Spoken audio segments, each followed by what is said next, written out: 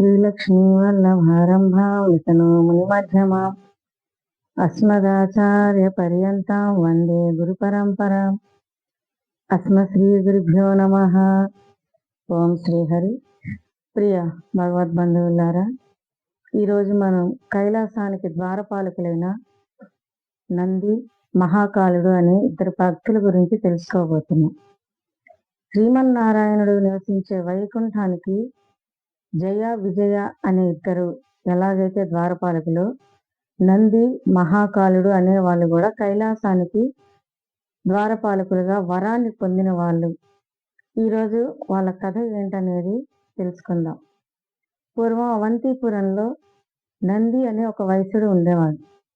అతను చాలా ధనవంతుడు, చాలా గొప్ప ధనవంతుడు కూడా.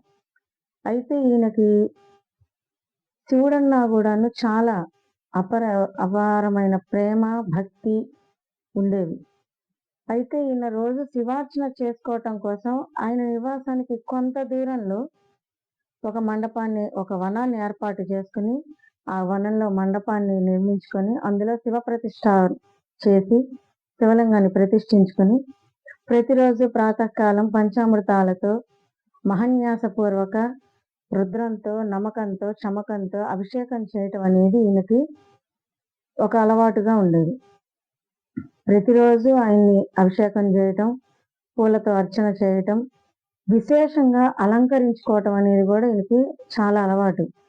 విశేషమైన అలంకరణ అంటే ఈయన శివలింగానికి అభిషేకం అయిపోయిన తరువాత ముత్యాలు, పగడాలు, మళ్ళీ ఈ మరకత మణులు, పుష్యరాగాలు, వీటితో అలంకారం చేసేవాట శివుణ్ణి చాలా అందంగా.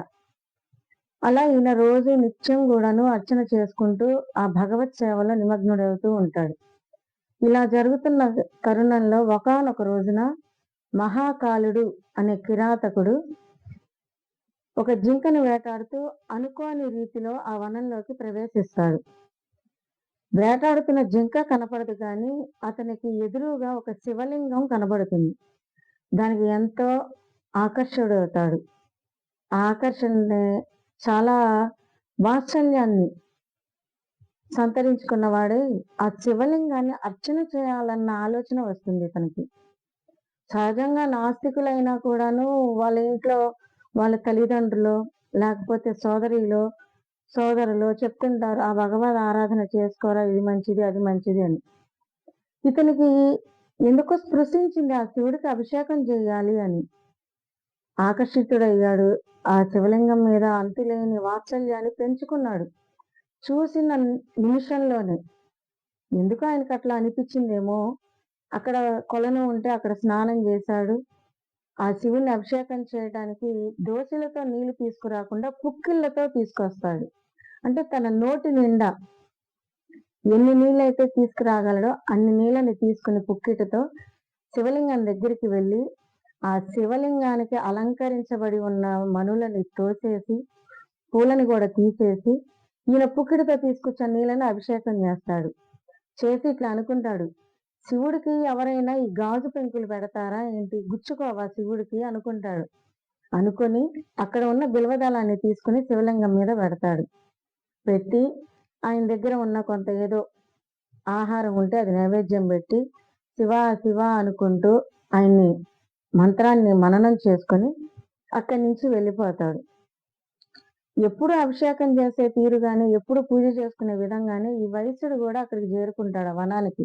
ఆ మరుసటి రోజు ప్రాతకాలం వెళ్తే అక్కడ ఈయన అంతకు మునుపు ఆ ముందు రోజు చేసే అలంకారం అంతా కూడాను కిందకి తోసివేయబడి ఉంటుంది. అంటే చల్లా చెదురుగా. ఎవరొచ్చారు? దొంగలైతే కాదు. దొంగలైతే ఈ మనులు అవన్నీ కూడా తీసుకెళ్ళిపోవాలి కదా. దొంగలైతే కాదు, ఎవరో వచ్చారు, ఏదో జరుగుతున్నది అన్న ఆలోచన వస్తుంది వీనికి. సరే, ఏదైతే అదేంది, ఎవరు వచ్చారో, ఎటువంటి వారు వచ్చారో అని ఆ మండపం అంతా కూడాను ప్రోక్షణ చేసి శివుడికి మళ్ళీ పంచామృతాలతో అభిషేకం చేసి మరలా ఆయన అనుకునే రీతిగానే అలంకారం చేసి నివాసానికి వెళ్ళిపోతాడు. మళ్ళీ ఈ కిరాతకుడు వస్తాడు, మహాకాలుడు. ఎందుకంటే ప్రథమం చూశాడు కదండి, ఆ చూసిన తర్వాత ఎందుకో ఆయన మీద వల్ల మాలిన ప్రేమ, వాత్సల్యం సంతరించుకొని ఆయన ప్రతిరోజు చూడాలి అనే కోరిక ఈ మహాకాలుడికి కూడా కలిగింది. అందుకనే ఏమో ఆ రోజున కూడా వచ్చి ఆ కొలంలోనే స్నానం చేసి, అక్కడి నీటిని పుక్కిళ్ళతో మళ్ళీ యథావిధంగా ఈయన ఎలాగైతే తీసుకెళ్తాడో నీళ్ళని అదే విధంగా తీసుకొని వెళ్తాడు. వెళ్ళి అభిషేకం చేసి అంతా చేసుకొని మళ్ళీ అక్కడి నుంచి వెళ్తాడు. మళ్ళీ వస్తాడు ఆ నంది మరుసటి రోజు. వచ్చి ఈసారి విస్తుపోతాడు. ఏదో జరుగుతున్నదిక్కడ.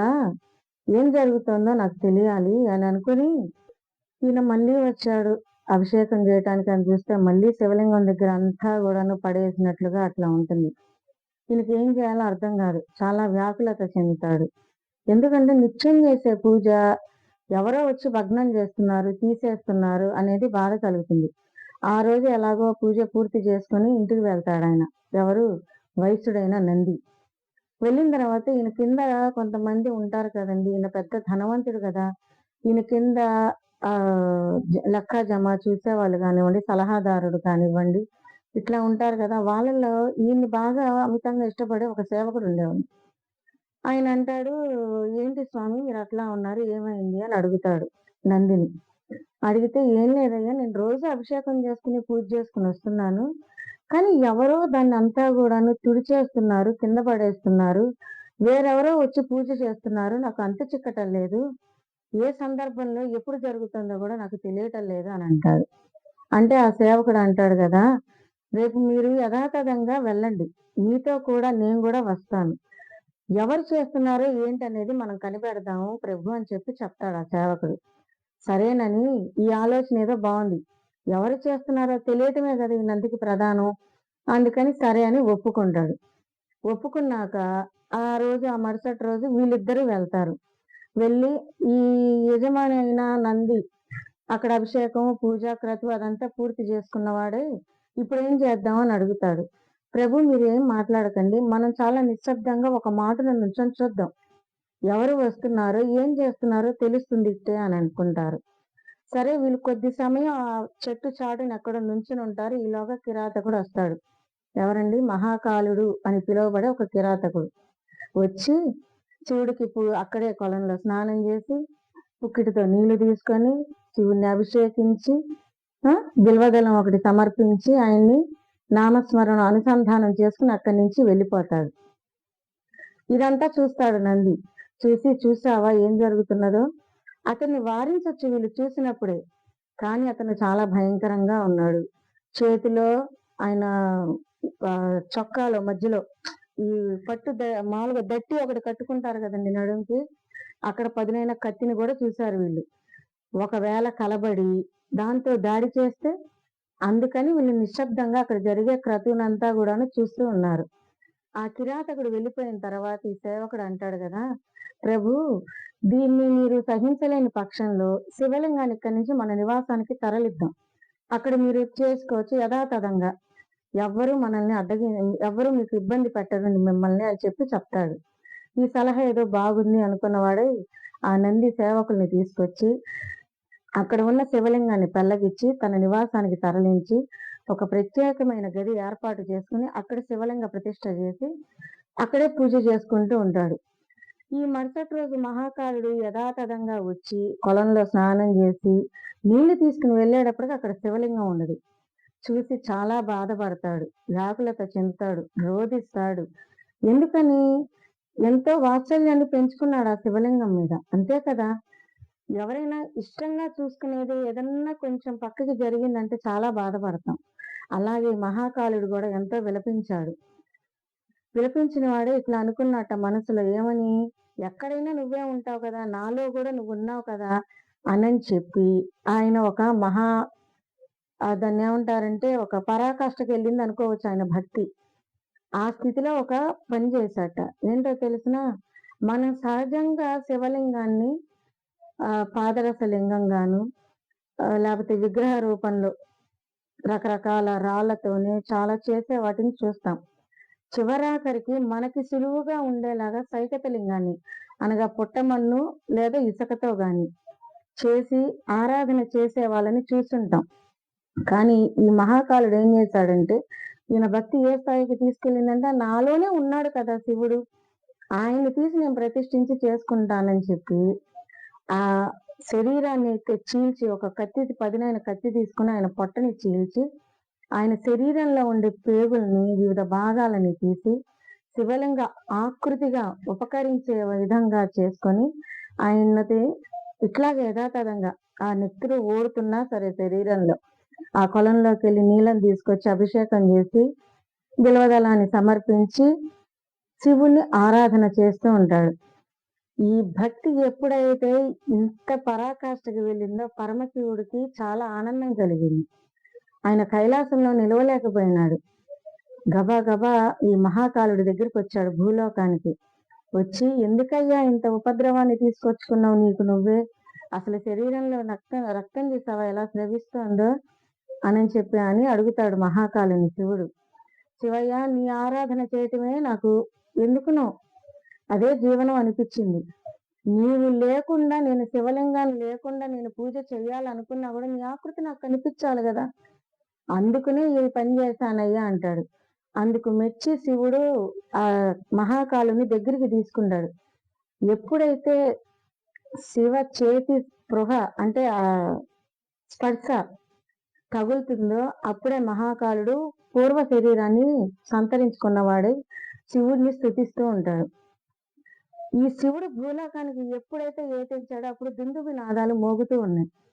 ఆ నాదాలకి నంది ఉలిక్కిపడి ఏంటో జరుగుతోంది ఎక్కడో అని చెప్పి చూడగా, ఆయన ఏర్పాటు చేసుకున్న వనంలో చాలా కాంతి కనబడుతూ ఉంటుంది. ఆ కాంతిని చూస్తాడు. చూసి ఏం జరుగుతోంది అక్కడ అని గబా గబా వెళ్ళి చూస్తాడు.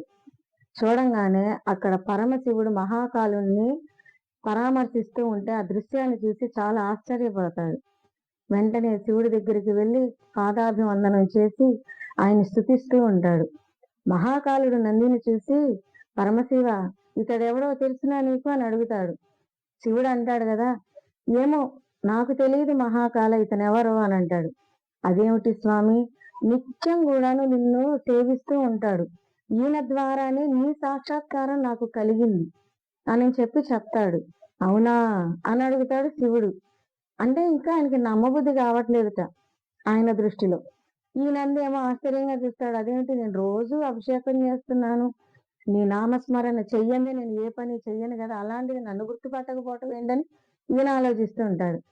అప్పుడు మహాకాలుడు అంటాడు, స్వామి, నీకు తెలియకపోతే సరే కాని, ఈ నంది అనే వైశ్యుడు నా ప్రియ మిత్రుడు, ప్రాణ స్నేహితుడు, కాబట్టి ఈయనని కూడా నువ్వు కటాక్షించవయ్యా అని అడుగుతాడు శివుణ్ణి. ఎవరు? మహాకాలుడు అనే కిరాతకుడు.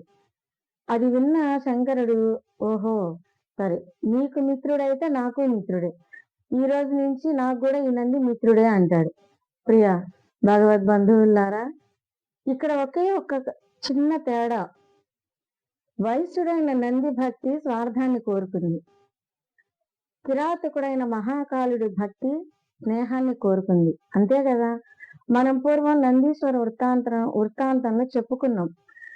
భక్తి పట్ల మనకి భక్తిగా ఉన్నాము అనుకున్నప్పుడు స్వార్థము, గర్వము, అలక్ష్యము ఇలాంటివి ఉండకూడదు అనేది మనం ఒకసారి మునుపు చెప్పుకుని ఉన్నాం కదా. అట్లాగే ఈ నందికేమో నేనే చెయ్యాలి, శివుడికి నేనే పూజ చేసుకోవాలి, నా శివుణ్ణి ఎవరు పూజించకూడదు, నా అనే స్వార్థం నందిది.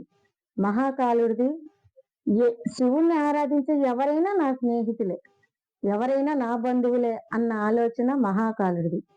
దీనికి మెచ్చుకున్న మహాశివుడు వాళ్ళిద్దరికీ కూడాను గొప్ప వరాన్ని ఇచ్చాడు. ఏంటో తెలిసినా, ఒకరేమో నన్ను అంటుకోరాదని, ఒకళ్ళేమో స్వార్థంగా నన్ను దాచేశారు, ఒకళ్ళేమో అంతా నేనే ఉన్నానని ప్రాణత్యాగానికి కూడా సిద్ధపడ్డారు. కాబట్టి నన్ను చూడటానికే కదా మీరిద్దరు ఇంత అవస్థ పడింది. ఈ అవస్థ మీకు ఉండదు ఇక. ఎందుకో తెలిసిన, మీరిద్దరు నా కైలాసానికి ద్వారపాలకులే ఉంటారు. ఎందుకంటే పొద్దుగూకులు నన్నే చూడొచ్చు, ఇక 24 గంటలు కూడాను శివుడిని అలా చూడాలి అనుకుంటే అలా చూడొచ్చు, లేదు ఆయన వెళ్ళేటప్పుడు చూడొచ్చు బయటికి, మళ్ళీ బయట నుంచి లోపలికి వచ్చేటప్పుడు చూడొచ్చు. ఇంత గొప్ప వరాన్ని ఎవరికండి దొరికింది? అందుకనే కదా అంటారు, మనం ఏ పూజ అయితే చేస్తామో, ఏ సేవ అయితే చేస్తామో, ఏ తపస్సు, ఏ యజ్ఞం ఏది చేసినా సరే భగవంతుడి పట్ల అమితమైన ప్రేమ, వాత్సల్యం ఉండాలి అంటారు. అలాగా ఈ మహాకాలుడు నంది అటువంటి భక్తిని కనబరిచారు కనుకనే వారికి అంత గొప్ప వరాన్ని ప్రసాదించాడు పరమశంకరుడు, పరమశివుడు కదా. అటువంటి భక్తి అంటే ప్రాణత్యాగానికి సిద్ధపడేది కాదు సుమా. మన జీవితాన్ని ఉద్ధరించుకునేలాగా భగవంతుడి ఆరాధన మనం కూడా అలవర్చుకోవాలని తెలియజేసుకుంటూ ఓం శ్రీహరి.